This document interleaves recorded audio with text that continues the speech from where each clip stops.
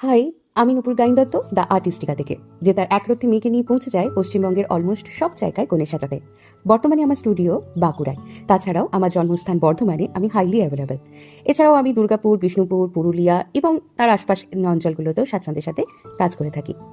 আজকে আমি আমার একটা অন্য অভিজ্ঞতা তোমাদের সাথে শেয়ার করব।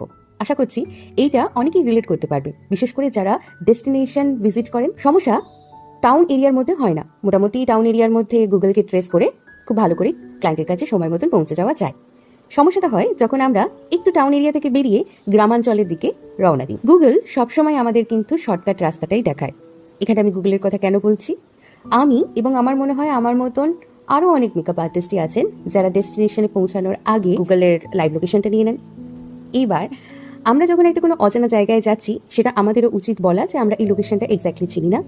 ঠিক তার পাশাপাশি ক্লায়েন্টকেও কিন্তু এই জায়গাটাকে একটুখানি দেখতে হবে, বলতে হবে কোন রাস্তাটা আমাদের জন্য যাওয়ার উপযুক্ত। এটা শুধুমাত্র আমি আমাদের কথা ভেবে বলছি না, এটা আমি ক্লায়েন্টের কথা ভেবেও বলছি। টাউন এরিয়াগুলো চেনা হলেও সমস্যা হয় বাইরের এলাকাগুলো। বাজেটে একটু সাশ্রয় করার জন্য অনেকেই প্রপার লোকেশন না বলে 10-12 কিলোমিটারের ভেতরের ঠিকানা লোকান। পুরুলিয়াতে একদিন এমন প্রত্যন্ত গ্রামে যেতে হয়েছিল যেখানে আমাদের গাড়ি গাড্ডায় আটকে গেছিল। মনে রাখবেন, গুগল ম্যাপ কিন্তু 4 হুইলার নাকি পায়ে হেঁটে যাচ্ছেন তা বোঝে না, সোজা শর্টকাট দেখায়। তাই প্লিজ মিসগাইড করবেন না, বিশেষ করে দুর্যোগের দিনে আমরা ফোন করলে সঠিক রাস্তাটার গাইডটা একটু দেবেন, যাতে আমাদের বিশেষ দিনে একদম সঠিক সময় পৌঁছাতে পারি এবং আপনাদের অকেশন যাই হোক সেটাতে যেন 100% দিতে পারি। আপনারা আছেন বলেই তো আমরা আছি। ভালোবাসাটা যেন এইভাবেই বজায় থাকে। দেখা হচ্ছে পরের ভিডিওতে। Till then, tata.